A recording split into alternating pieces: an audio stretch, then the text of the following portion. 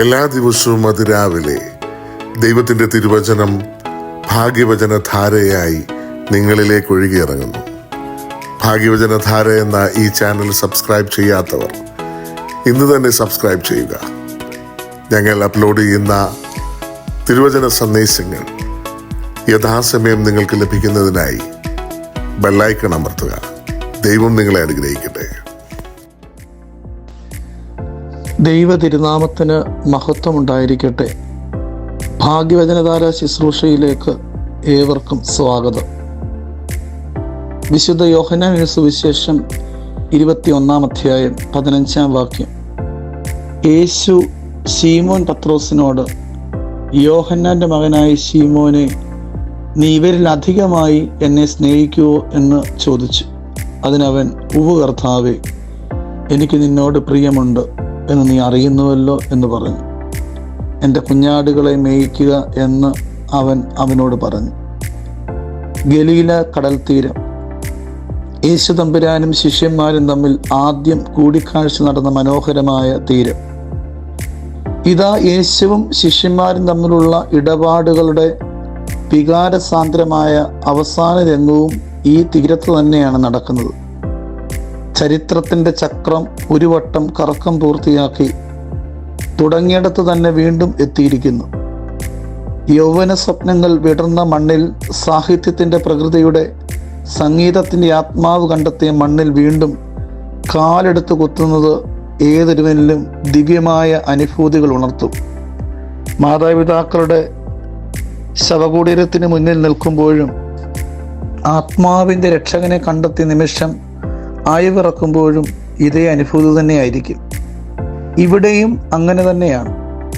സുവിശേഷത്തിൻ്റെ അവസാന രംഗവും അരങ്ങേറുന്നത് ആദ്യ രംഗം നടന്ന ഗലീലയുടെ തീരത്ത് തന്നെ. പക്ഷേ കാണുന്നതിൽ ഏറെ ഇതിന് പ്രാധാന്യമുണ്ട്. പത്രോസ് ഇവിടെ പഴയ മീൻപിടുത്ത വഞ്ചിയിൽ പഴയ ജോലിയിൽ മടങ്ങിയെത്തിയിരിക്കുന്നു. ഒരു സുപ്രഭാതത്തിൽ ക്രിസ്തു വന്ന് വിളിച്ചപ്പോൾ എല്ലാം ഉപേക്ഷിച്ചു പോയ പത്രോസാണ് പഴയ ലാവണത്തിൽ തിരിച്ചെത്തിയിരിക്കുന്നത്. പത്രോസിൻ്റെ വാക്കുകൾ ശ്രദ്ധിക്കുക. ഞാൻ മീൻ പിടിക്കാൻ പോകുകയാണ്.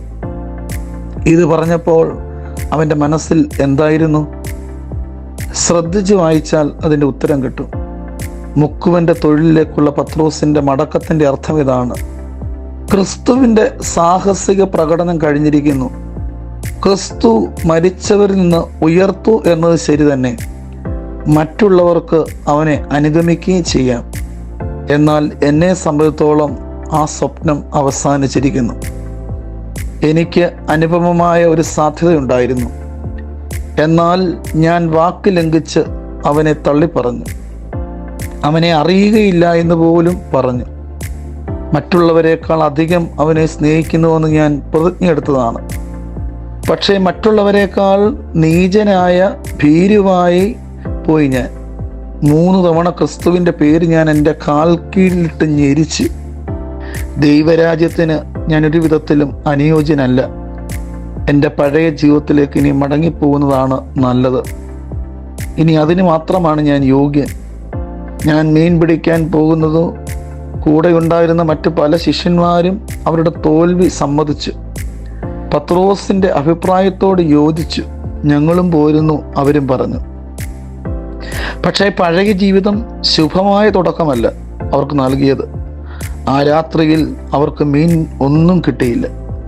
തീർച്ചയായും പത്രോസിൻ്റെ മനസ്സ് 3 വർഷം പിന്നിലേക്ക് ഓടിയിരിക്കണം. ഇതേ തടാകത്തിൽ മീനൊന്നും കിട്ടാതെ വന്ന ഒരു രാത്രി അവൻ ഓർത്തിരിക്കാം.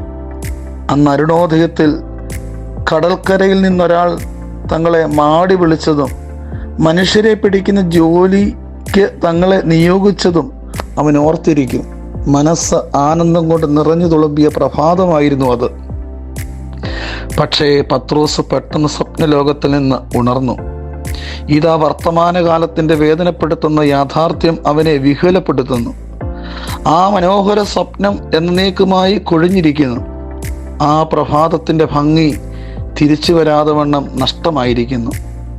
ഇങ്ങനെ ഓർമ്മകളുടെ തിരയിൽ മുങ്ങി നിന്ന പത്രോസിനെ ഉണർത്തിയത് യോഹന്നാന്റെ വാക്കുകളാണ്. പത്രോസേ, അങ്ങോട്ട് നോക്കൂ. യോഹന്നാന്റെ വാക്കുകളിൽ അവർണ്ണീയമായ ആശ്ചര്യം മുറ്റുനിന്നു. യോഹന്നാൻ കൈ ചൂണ്ടിയ ദിക്കിലേക്ക് പത്രോസ് ദൃഷ്ടി നീണ്ടു. നേരിയ മഞ്ഞിന്റെ പാളികൾക്കപ്പുറം തിരിഞ്ഞ് ഇതാ ഒരാൾ രൂപം. എന്തിനാ ഈ ബഹളം വെക്കുന്നു? പത്രോസ് യോഹന്നാനോട് ചോദിച്ചു. യോഹന്നാൻ ദേഷ്യം വന്നു. നിനക്ക് കണ്ണു കാണാൻ വയ്യെന്നോ? ആരാണതെന്ന് നിനക്ക് മനസ്സിലായോ? നീ ശരിക്ക് കാണൂ, അത് കർത്താവാണ്. പ്രിയമുള്ളവരെ, ജീവിതത്തിൻ്റെ തിരക്കിട്ട അനുഭവങ്ങളിൽ ക്രിസ്തുവിൽ നിന്ന് അകന്നു പോകുമ്പോഴും നമ്മെ തേടി വരുന്ന ആ കർത്താവ് നമ്മുടെ ജീവിതത്തെ മാറ്റിമറിക്കും. നമ്മുടെ ജീവിതത്തിന് പുതുമ നൽകും, പുതുക്കം നൽകും, രൂപാന്തരം നൽകും. നമുക്കും ക്രിസ്തുവിലേക്ക് മടങ്ങി വരാം.